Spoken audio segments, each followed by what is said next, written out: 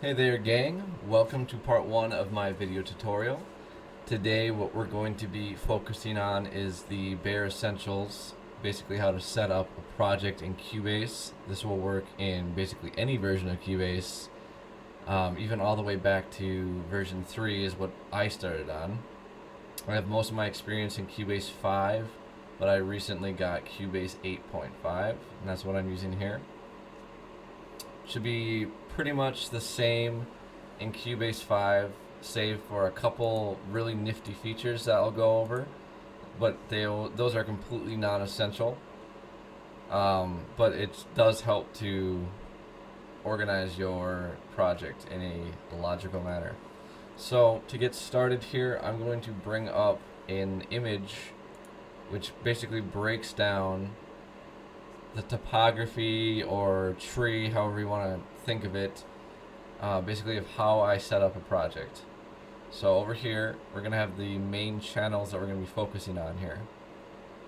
So here we have left guitar 2, right guitar 1, and right guitar 2. The reason I do this, I'll go into a little later. Basically, it's just hard panning left and right guitars with a 50% left and 50% right guitars as well. You can actually quad track those if you really want to. Totally not necessary, and I actually don't do that for various reasons. I can go into that in depth as well in some later videos, maybe touch on it a bit as I'm going through here. So those are all sent to a single guitar bus here. So before we get too deep into all the rest of the stuff, let's just focus mostly here. So what you want to do is make your channels and pan them accordingly. So how I have done that here is set them up and color code them just to make it a little easier to see stuff. So you'll notice that there's no inserts on these tracks, there's no sends on these tracks of any kind. These are purely simple channels basically. So what you're going to want to do is set everything to 0. Is a good place to start there.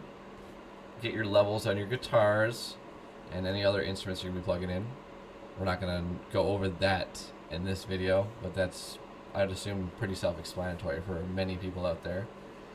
So what I've done here, you can see it's hard left, 50% left, hard right, 50% right.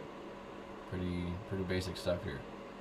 Now in Cubase you can actually hold shift and select a bunch of channels all in one. And what I've done here is, since I use these channels the most, I'm just going to drag them and make them a little bigger. So these are the channels I focus on the most. Makes it easier to click on them and kind of view some of the waveforms a little closer, things like that. So that's how I do the guitars, just for setting up the channels. And you'll basically kind of break everything down that way. I usually start with the guitars. It doesn't really matter what you start with if you're just focusing on setting up the project. Up here I have a guitar monitoring track. What this does is lets me have a little tuner, because I have my Axe-Fx unit actually down to the right of me, and it's a little hard to see the LCD screen from where I'm sitting. So I just monitor the line, which is mono in. I'm actually using USB for my input, which I can actually show you. It looks like Cubase is actually having some issues here. So I may need to reload Cubase quickly here, but I'll show you my devices and how those are set up as well. So under device setup, we're going to go to the VST audio system, select the driver that you're using. Highly recommend using ACO for all. That's going to give you the best latency times in general. Some devices have their own proprietary ACO driver, which may actually yield better results. The reason I use ASIO for all is for the exact purpose of what I'm doing in this project, which is using 2 different audio devices for recording. So that's why I have to use this. If I wasn't, I would just be using my Focusrite USB audio driver here, or if I was for some reason didn't have my Forte with me, I'd just be using the Axe-Fx for both output and input. But sometimes if I'm doing just line-in guitars without using Axe-Fx, I'll only use my Focusrite, and I'll use a Focusrite driver because it does appear that I get better latency when I do that. But the thing is latency is not really an issue for me, and the reasoning for that is because I'm always, even if I'm recording line-in guitars, I'm always playing through the Axe-Fx and using that as a direct monitor so I can hear my playing instantly. So latency is never a problem for me because I can always do latency compensation in the actual Cubase program. So by the time I play my string and I actually hear the metronome, they will line up with each other, even if the input latency is like something ridiculous, like hundreds of milliseconds. That's just a really cool trick. If you have a amp that has an output on it of some kind, and you have a USB audio device that can accept that output, highly recommend monitoring your device, or monitoring through your actual device, not through Cubase, because that will give you instantaneous monitoring. But if you don't have that luxury and all you have is like a USB audio interface of some kind, like a Scarlett or something, use the ACO for all or the default driver and set your latencies to something that's actually acceptable to track on. So I would recommend doing all your tracking first, because you're not going to be able to track at low latency when you have your entire project filled up with effects like I have here. Unless you have like a really good computer, you're not going to be able to do that. So if you're going to be doing things the way I'm doing, like using direct monitoring with a amp of some kind, use ASIO for all. Or, I mean, actually, I'm sorry. You can also use the default audio interface driver too for that. But the reason I'm doing it the way I'm doing it is because I have the Axe-Fx and also the Forte hooked up at the same time. And you're just going to take my word on this. I have my Axe-Fx off right now, so it's not showing up in the device list. But usually it would say Axe-Fx 2 right here. I would click on the blue button, I would turn off the output, and I would turn on the input channel. Just like in Forte right here, I have the input channels disabled and the output channels enabled. So I can monitor and listen to my tracks through my Forte using that audio processing through that device and using the input through the Axe-Fx. If you have a pod or something like that, you'll do it exactly the same way, unless you're just using only the pod for your output and input. That's how I do that. And then a lot of times you're going to have to go back to devices, to VST connections, and this is where you actually can set the actual output routing that shows up in your channel here. So this is the input, this is the output. Let's go to a wave channel. Input mono in. You can select whatever inputs you have set up. Now, you can select them here all day, but it's not going to do anything until you have set them up in the VST connections first.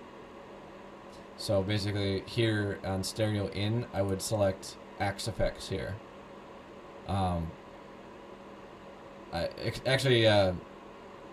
I wouldn't, because I'm only using the mono in. I'm only using one input, which is a USB input on my Axe-Fx 2. I have my Axe-Fx 2 set up that way so that it's sending the left channel as a mono output, and that's where I set it up. So I just do my Axe-Fx left output here for mono in, and that's what I use for my input. And then for my output, I have my Forte for the left and right, so I can monitor myself. So I can use my studio monitors, I should say. So that's how I do that. And yeah, so that's how you set that up. Obviously, if you have any problems, send me a message and I'll try my best to help you out. I can't really spend an hour with you or anything like that. but I can definitely point out little things that you may have overlooked if you want to send me a screenshot or whatever you're kind of coming up against. That's how I route things. So mono in would be my Axfix, and then the output. This is where you output to buses that you've created, and then obviously you can also send to sends your effect sends through here too. We don't do that on the instrument channels. Again, we're not going to do that. We're only going to do that on our bus channels, send things to effects. The only exception is on the drums. So like on a kick or something like that, I will actually send that to a reverb first, so I can process that in parallel. I don't want to bus it and then send it and then do an effect on a bus, because that's going to be a chain. I want to do it in parallel, so I can actually compress the reverb and you know, at the same time, rather than having it. I want to have my reverb, you know, basically first in the chain, but also mixing with the other effects. I don't want it to be in a chain after a certain effect. The reason I do that is because that's the way that you can get the most cleanest sounding reverb without a whole bunch of crap in it that you have to EQ out. You're still going to have to EQ out crap regardless, but this is going to make your mix sound so much better if you do it this way. So just keep that in mind. I'm going to show you how I actually wrote those things, but just keep that concept in mind, that certain instruments like the overheads, toms are going to have different types of reverbs, and they're going to be sent to an effects loop so that you can send those effects loop to a bus for processing. You can even have you know, reverb in your bus if you want to, but general rule of thumb is not to do that. For your drums, you want to have effects loops for your reverbs. Same thing with vocals. Guitars are different. Guitars are all about chains. You want to chain your effects with guitars. You can run in parallel things with your guitars if you want, but I generally don't. I think it's unnecessary, and it goes against the general philosophy that goes behind mixing guitars, which we'll get into in the next video. So again, just really quickly, I had to restart my program because my streaming software actually disables Windows Aero theme, and you need that to run Cubase 8 to see these things up here. So that's how you do that. Monitoring track, always nice to have.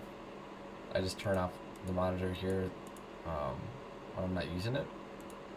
It's not really going to be using much processing power or anything like that. Second thing in the list here is going to be drums. Right now I'm using Steven Slate drums. A lot of people use Superior Drummer, maybe Easy Drummer and stuff like that, but I am using Steven Slate. I like how it sounds. Getting really good results out of that. I also have a second drum. These are VST MIDI channels, by the way. Both these here.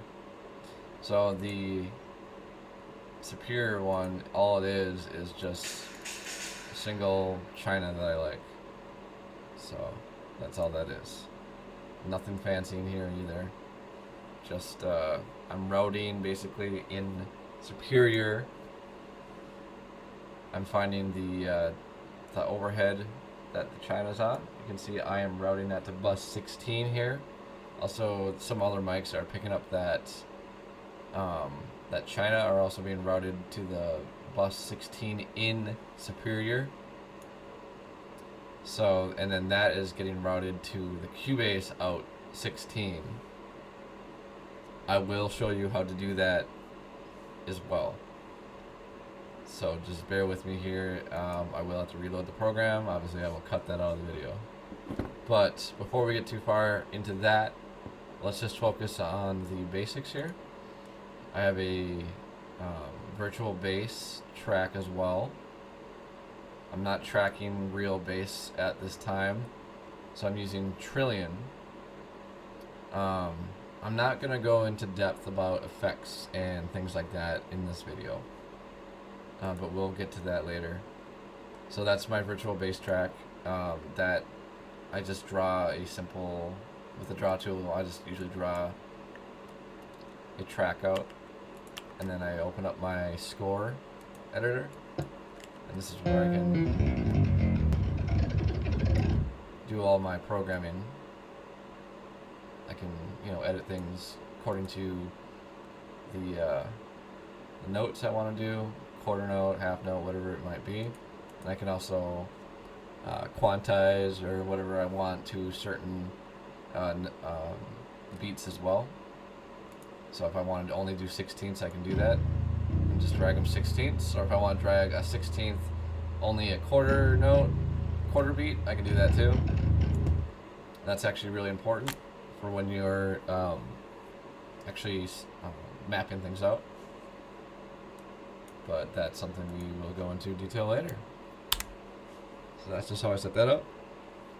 I have a couple lead guitar tracks here. These are my super wet tracks, which are basically just have a heavy reverb, sometimes, or not heavy reverb, heavy delay, with a high amount of,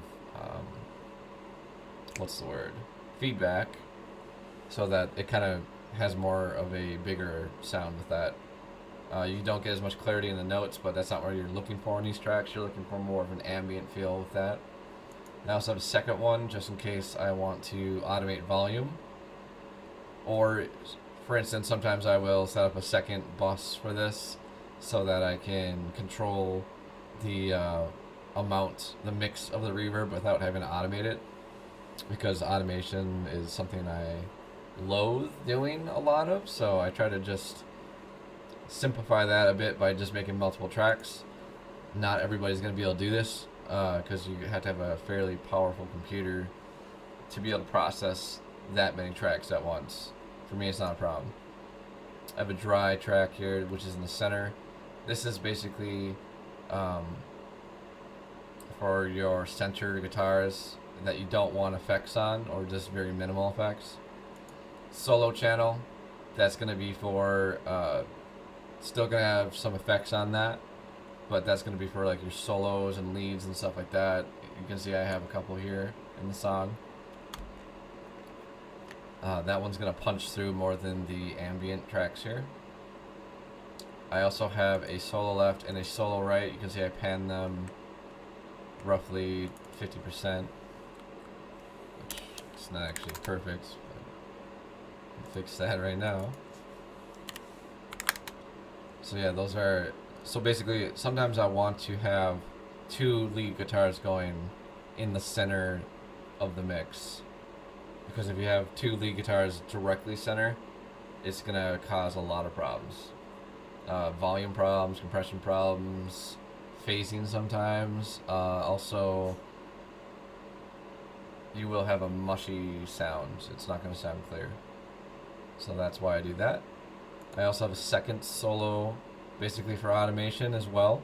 So if I want to do one lead that doesn't have a certain effect on it, but it has the same settings, give or take, as the other lead track, that's what this one's for. Then I have my ambient tracks. I use my clean guitars for the ambient tracks here. I could label them clean, but they're almost exclusively used for clean guitar. So same deal here, center track, and then these are panned hard left and hard right, because when I do clean guitars, generally they're not going to be center type leads type things. They're actually going to be taking over what the regular rhythm distortion guitars would be doing. I don't use this bass track, so I don't know why it's here. I am actually going to hide it, which is one of the coolest features about Cubase 8, is you can actually turn off track visibility. I believe you can do that in Cubase 5 as well, but I'm not positive about that. Synth track here, massive. I have an array of synths I use right now just for purposes. I'm just having this one in here. my piano track. I do a lot of piano type stuff in my mixing, so I have that one in there. One thing to note, I'm still working on the mixing with my piano tracks, because a lot of times I will open a song with piano, or I will have parts that have where the piano is going to be the main instrument in that section, and I don't want to really EQ that to take out the dynamics from that part, because that's going to be the only instrument in that part. So I don't want to cut. I don't really want to EQ it like in a way that it makes it fit in a full mix. So right now I don't have an EQ on that except for this. Yeah, I'm not using EQ with that. So, however, if I had a part in the song, say whether there's distortion or lead going, I will usually automate that effect. So I'll have a set up EQ for it, like Fab Filter or something like that. I'll just use the default one, but I'll usually do high-low pass and boost some mids like that, and then play around with it. If that's also same concept with leads or synth leads and pads and stuff like that. Depending on the actual pad itself, some of them already have built-in filters, and you don't really need to mix them that hard into the mix. They'll fit right in, right from the get-go. So, spent a little time on that, but that's fine. Turn off that effect for now. These, so here, let me clarify something here in my project. The, what looks like the middle, giving you the middle finger here, these tracks are all buses. If it has a wave like next to it, that's an actual audio track. This is a bus. Cubase calls them group channels. Same thing, bus group, same thing. So these are basically controlling my lead guitars here. Like front G correlates with the front G is front guitar.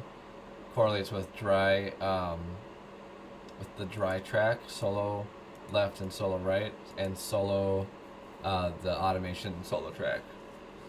I actually, for the dry one, that's sent to front G, D. D means duplicate, or I guess you could say dry, because I want to have the effects, the delay effects and reverb effects off for that one. So you can see I turn that off. Looks like I do have some delay on, but it's probably set pretty low on this one. Either way, that's how that works. Super Wet obviously is the bus channel for these two tracks, and I like to use buses, even if it's kind of redundant, because I could have just put the inserts of the Super Wet track. I could have copied this insert chain as a preset, loaded it right into the Super Wet channel. Would have been basically the same thing. But the thing about this whole tutorial or instructional video I'm trying to do right now is to teach people a proper way of thinking about coming at a mix. So you want to think of everything in a hierarchy. There's always layers and layers and layers to a mix. If you get stuck in the mindset that you can have just two guitar tracks, have all your effects on those, same thing with bass, same thing with it, you're gonna end up with a subpar mix. You're not gonna be able to control the sounds. You're not gonna be able to compress things. So it's good to get in the habit of bussing as much as you can. So I'm actually gonna turn on my buses here because they're hidden right now. My guitar bus, and I hide my buses because once I have those basically set, I don't want to accidentally bump the automation area, because this is like the automation line here. You can turn on or off or set levels of automation here.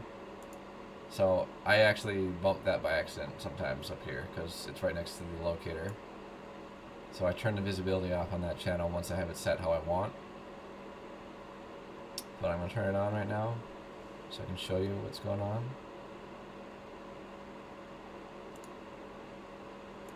Turn on all of my FX channels and my drum channels as well.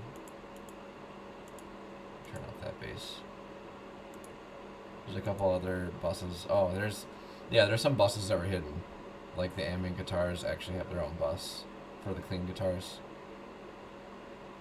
And then there's actually a second one too.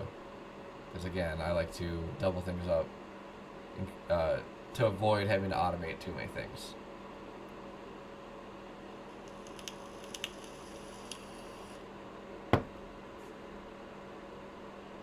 Get a hit of my e-cig here.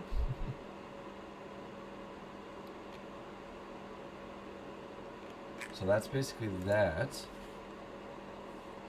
So now I'm going to focus a little bit on explaining how the buses work and how things are routed to them. So hopefully this makes sense to people. How I set this up. The guitars, since when you're mixing in the beginning, you're going to be using your guitar bus constantly, just finely tweaking things until they start sitting in the mix how you want. So I usually have this one up at the top somewhere, and when I'm done with it, I usually hide it. Second one, monitor, because I do tend to tune my guitars every session when I start. Maybe if I'm halfway through the session, I'll usually retune them because I play pretty hard. So guitar bus on top, drums at the top as well, because you're gonna be editing those probably, if not the most, close to the most of any other thing in the project. Here's my drum channel here. This is all logically set up as well. So everything has to be, doesn't have to be, but it should be ordered in a logical manner. So obviously the things you use the most are going to be at top, and their types of instruments and types of what you want to utilize it should be grouped similarly. So obviously my guitar tracks all grouped together, color coded. My bass track towards the top, color coded, and then my lead tracks. That's the order of use basically, and color coding. So my heavy delay one's blue, my drier, my center guitar leads all in orange. My bus channels, I just decided to do pink, or purple I guess that is. And these are pink for my clean tracks. And then some of the other stuff, like the buses, you can color code them however you want. Just do it in a logical manner. So all of my FX loops are color coded blue. My submix, which is some people call second bus or bus 2 or whatever, that one I have yellow. But it's obviously same color as the guitar tracks, but I put it at the bottom. So be logical about how you order those. All my drum mics are green. I do have a couple buses in here too, actually. So I'm actually going to color code those right now.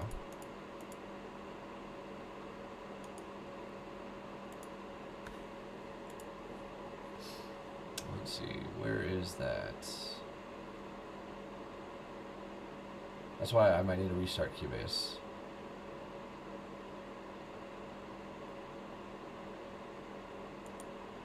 Oh, there we go.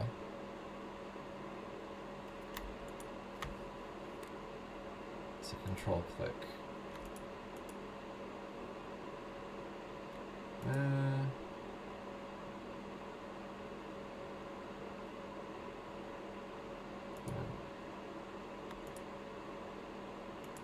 Yeah, we can do that color, that's fine. That makes a little more sense then.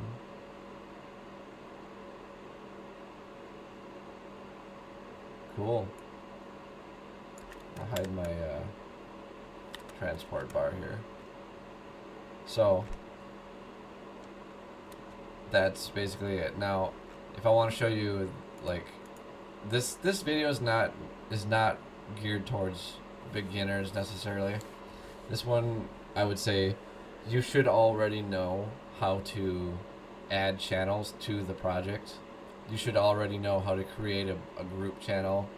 You should already know how to make an effects channel. If you don't know how to do these things, I would recommend going and finding a basic Cubase tutorial before you watch this video. The rest of the video is definitely going to be a lot more in depth, and it's going to be a little more advanced when it comes to that kind of stuff. So, I accidentally turned down some tracks I don't want.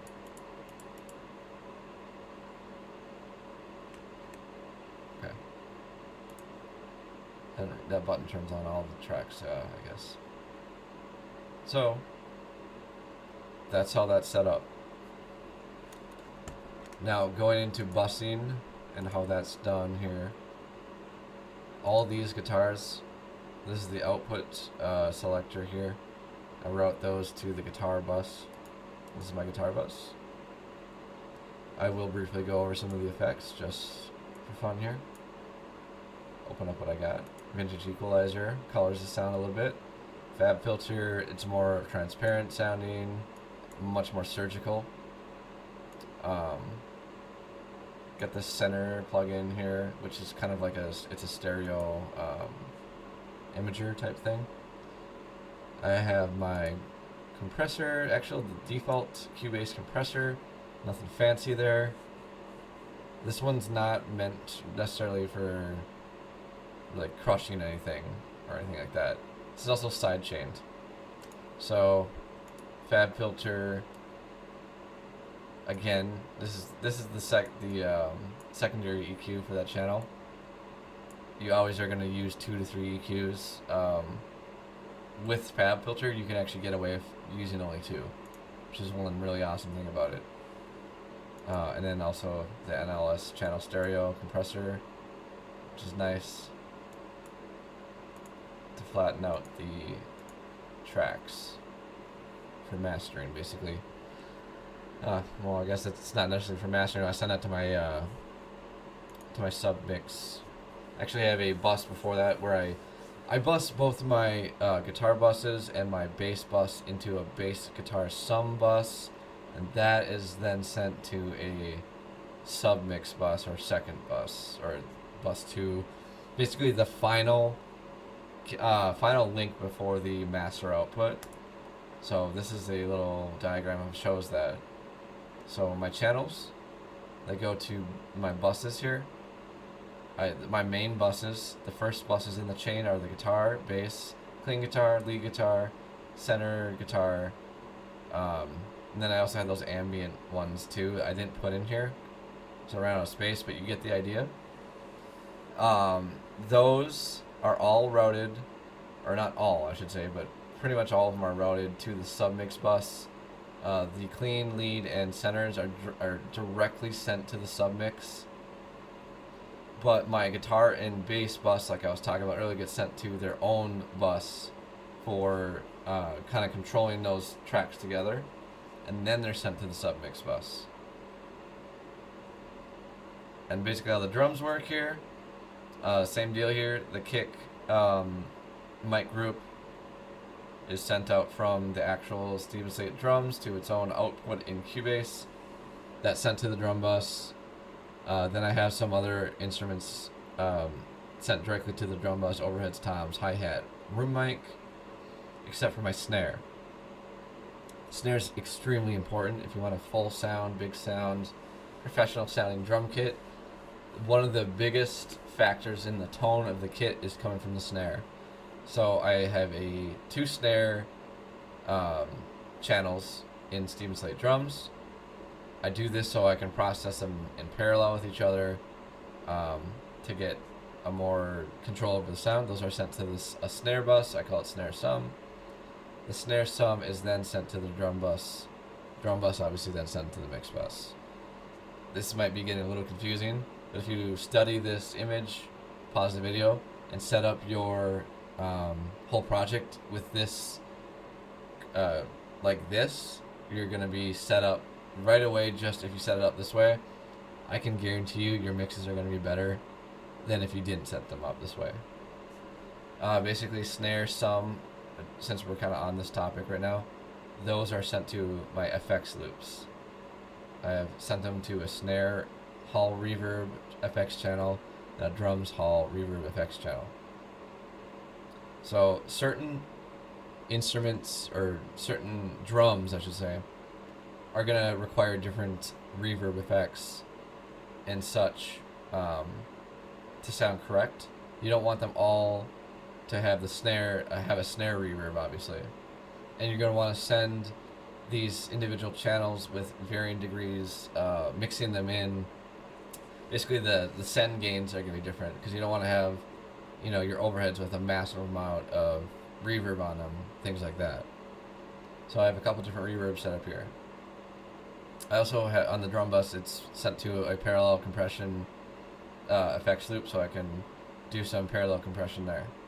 That's the only thing I really do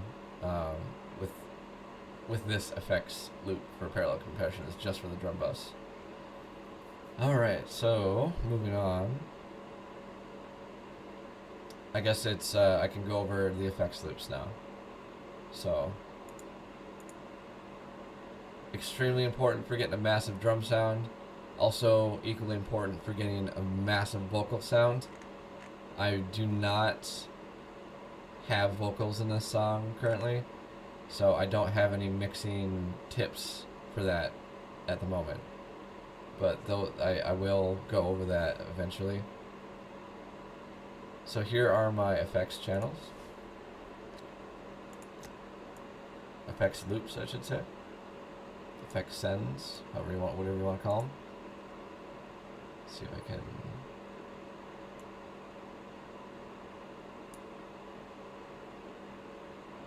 I guess there's not really any way to bring that out more, so. I'm going to show you my inserts on these quickly. Reverb, stereo imaging, EQ, compression. Pretty standard setup here for the effect. This is basically just for your reverb. So you want to control, filter out things you don't want, get the right stereo imaging on that so that the drums sound like they actually exist in a real space, and then obviously compress them so that they're ready, they're flattened down and they're ready for basically gain staging, higher compressing and limiting once you're finished up on your mastering output. So, and depending on the type of effect, you may or may not use certain things like parallel compression. You're not going to use a stereo imager on, obviously, for that channel. So fun stuff like that. My snare hall reverb, love it. That's one of my favorite things about my mix right now. Getting the snare reverb to sound perfect. I'm really satisfied with what I have there. But it's just the same basic setup as the other room reverb I have set up. And then I have my drum hall reverb for some of the other mics to get sent here instead of, you know, well, usually I have the room and the hall reverb. Most of the instruments are sent to that, aside from a couple. And you'll see that in my organizational chart here. So I'm just kind of studying my own thing right now. Yeah, the snares, the toms, and the hi-hat, or excuse me, the snares and the toms are sent to the large room, because those are kind of known. Like, I guess when I mix my drums, those are the instruments I definitely want reverb on. That's what makes you have a really big, massive sound, especially when the toms start building up or start doing something. You want some reverb on those to give a nice spatial effect. Same thing with snare, so that's why those are sent to the large room. Snare, my snare sum, which is the two snares, those get sent to their own snare hall. So I have two reverb settings for my snare drum, basically. One to makes it sit in the mix with the rest of the drums. one makes it stand out so that it can sound more massive, basically. So that's why I do it that way. Let's see here. I'll actually show you in the project too how it's routed. So kick is sent to the drum bus, and the sends here, I don't know why I have this here. Oh, that might be my side chain. Basically, yeah, I think these are side chains for my kick. Yeah. Kick gets sent to large room, snare large room, second snare also large room, varying degrees of send gain. Toms large room. Overheads, these are going to the hall reverb because it's gonna give more of a room effect for the cymbals. I guess my superior drummer, the China I was using, I guess I overlooked this when I was setting it up because I actually added that in way late in the game. That's actually not sent to anything. Oh wait, no, I did bus it to the drum bus, okay. And it sounds really good to me how it is, so I haven't really messed with it.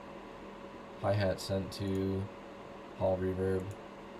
And then the room mic, that's there to capture the room sound. You don't really want to mess with that. You'll basically mix that through the drum bus and get that level set to where you don't want it to sound boxy or crappy or anything like that, but it gives a added realism to the drums. So that's why that's there. So that is basically how I set up the mix. The only other thing is the sub mix here. I think of the sub mix basically. People do things a lot of different ways when it comes to mastering. People have completely different theories on how they do it. I kind of take two different trains of thought and I combine them. So one train of thought is you send things to the stereo out without doing the sub mix, and then you bounce that down to a wave, and then with that wave file you master the wave file using a different project. That is essentially exactly what this is doing, except I'm doing it in real time. It saves me time, it saves me a headache. I don't have to bounce something down or rebounce it down over and over again. I can hear it right away.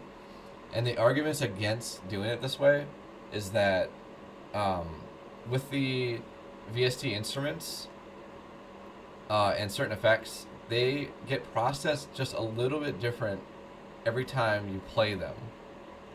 So for consistency's sake and stuff like that, some guys will always bounce down a wave before sending it to like a master output.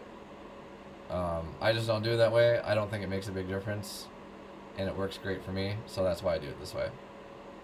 So here's my submix. My submix is essentially a mastering channel to level things out.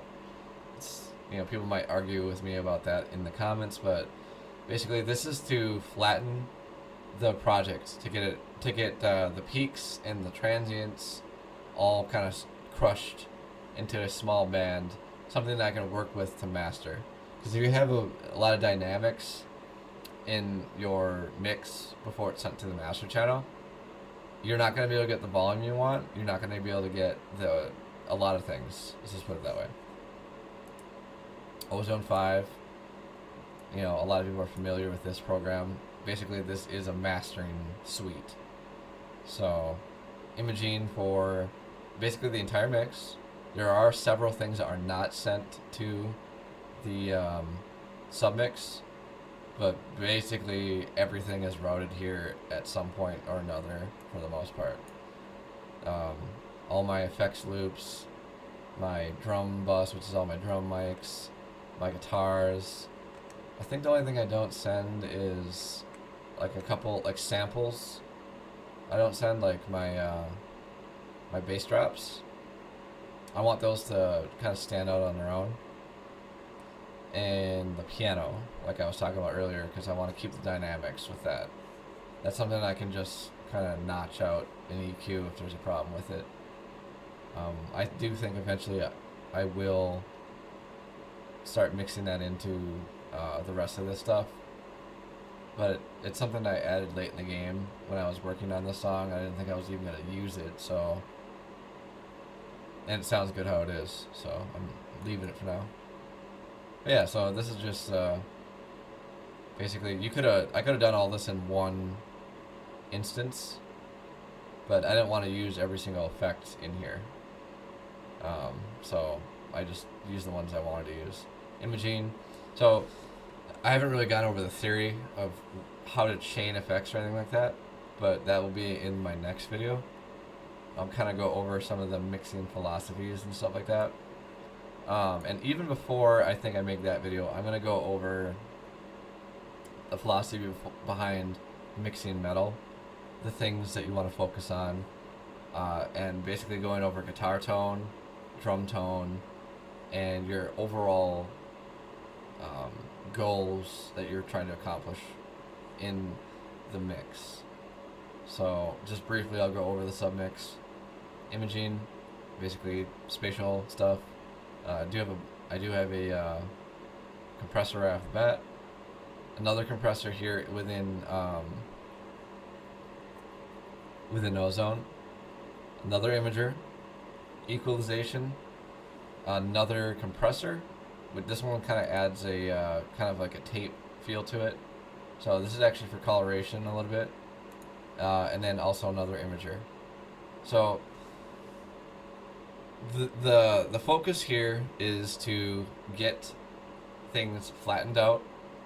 The imaging helps a lot with that because bass and stuff like that, you want to keep it, fairly center in the mix, and stuff like that. So it just really depends.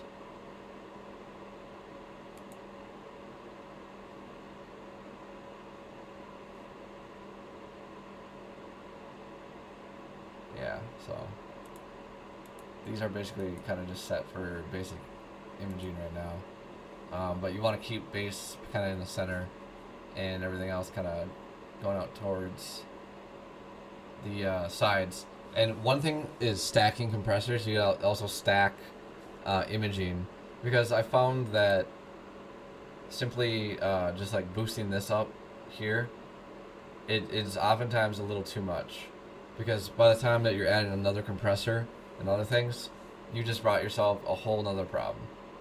So actually stacking compressors and stacking imaging can let you do incremental steps and make fine corrections as you move along.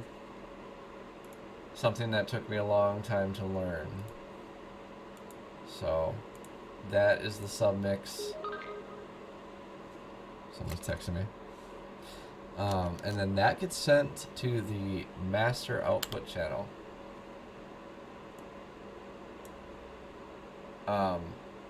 And kind of touching back with what I was talking before about how I kind of both trains of thoughts on mastering, I actually do bounce down this project, and then I do a final compression and limiting on a separate program altogether. That's my final master, is done in a different program with the wave file, the bounce down wave file. I'm not gonna really show that right now. I guess I could show that right now. But yeah, just more EQing here, some excitement. I didn't put the exciter in the submix, because that's kind of like a master, like a exclusively for mastering type thing. Yeah, and then I have some other, compression and stuff like that going on here. So, some of the stuff, it doesn't really necessarily matter what you use. The reason I use these is because they give a nice coloration, or kind of a feel to them. And I just like how they sound. FabFilter is known for being very transparent. So it's good to use at the end, at the beginning, or at the end of a lot. I guess not necessarily at the beginning, but definitely at the end of your chain, because it's not going to change what you've already done too much. So that's kind of what's going on there. So what I do is I use a program basically from like the early 2000s here called Adobe Audition. Oh, that's actually already mastered, but that's okay.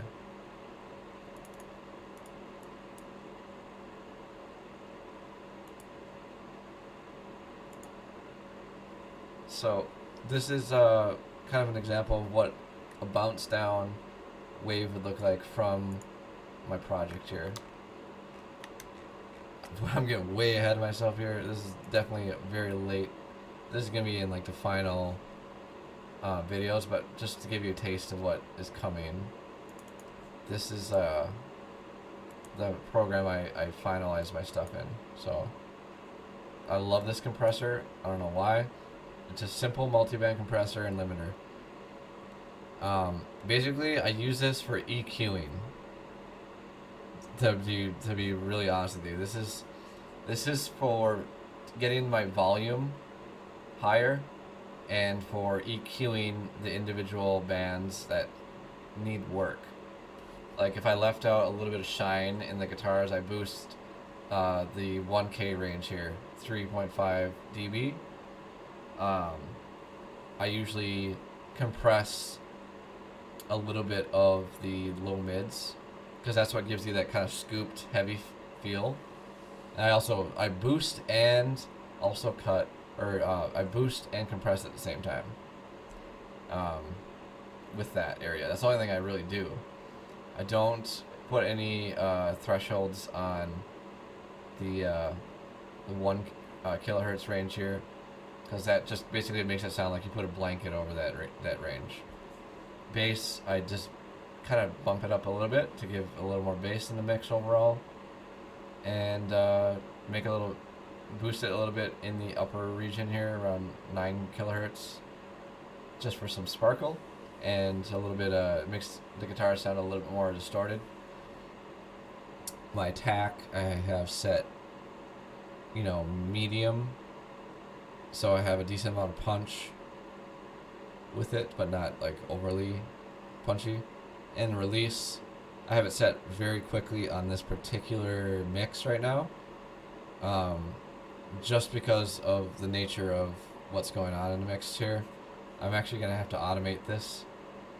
It's probably going to have a slower release in other parts of the song where there's not as much instruments playing at one time.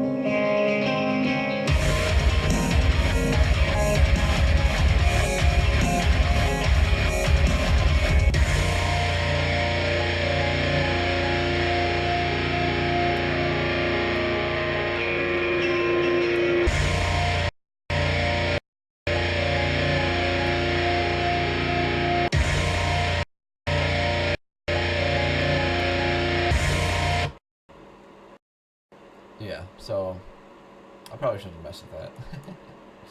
But you could see how when I messed with those, it started getting muddy. So the whole point of this is just to give me a little bit of boosted volume and to add just a slight EQ to stuff. I really like. This is one. I don't know if this is one of the original, but this is a very old compressor from Isotope, and they're huge. Now they're one of the biggest names in effects, VST effects. But this is a really old one, very simple, and I like the way it sounds. It has like this kind of a digital feel to it, a digital kind of sound. I've always really, really liked the way it sounds, and almost every single one of my mixes uses this as the final effect, and it definitely makes my mixes, like if one of my mixes are playing, you can almost tell right away it's mine, just because of this effect. So, kind of a little signature thing of mine. I wouldn't even recommend using that. I think that there's other ones that would sound better, like Waves or something like that, or even Ozone. So, something to play around with potentially if you want to try out new things, but this is basically how you set up a project here. So, obviously, we didn't go into chains and why they're chained the way they are, or effects I'm using to a deeper extent here, but you can see how I'm doing stuff. So like just regular wave channels, we don't have any inserts, we don't have any sends on these, anything like that. I have an EQ on here, but it's disabled. Sometimes I like to just spot check stuff, and that's what that was about. Submix. That's my bus, one of my guitar buses. So bass overdrive pedal, or it's not. I guess that's a guitar overdrive pedal. I don't use this channel though. This is actually a wave channel.